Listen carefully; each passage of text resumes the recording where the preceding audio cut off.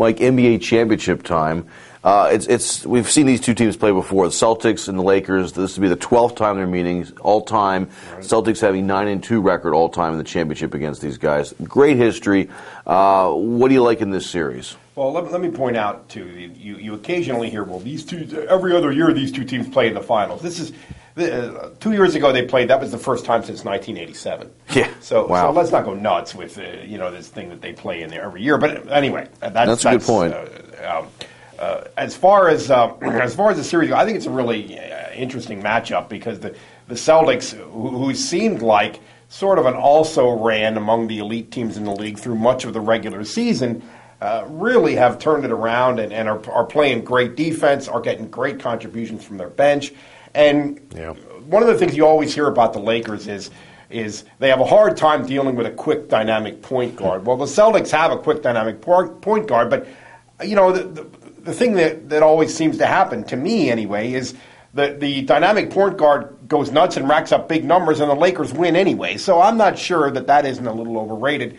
But what the Lakers can do with Rondo, when obviously Derek Fisher can't cover him, is going to be really one of the interesting things to watch in this series. Yeah, funny. My wife said, well, "Didn't these guys just meet a couple years ago?" Yeah, it was 2 years ago. It's the same group of guys, the big three for the Celtics, but Rondo is now sort of edged in there and is like the big four. But they always think of Ray Allen, Kevin Garnett, and the other one, Paul Pierce, who's been there since like '98.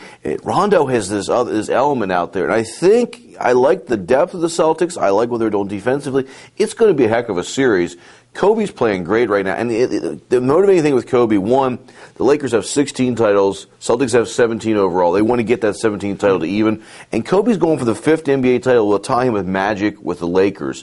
Those kind of things stand out with Kobe. When he's as good as he is, those kind of milestones. You kind of look for things to motivate yourself. Yeah. You're right, and it'll be interesting to see. The Celtics did a great job 2 years ago on Kobe. A lot of double teaming, a lot of physical stuff, a lot of bouncing him around a little bit.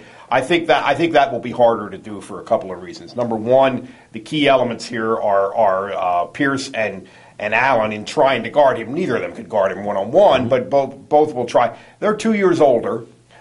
Pierce is kind of beat up physically. He's one of those guys that always looks like he's sort of limping around, and then he somehow manages to play effectively. I think it's going to be harder to do from that reason. Another reason is Kobe's better. Kobe's smarter, craftier, does a better job of getting open and making good decisions.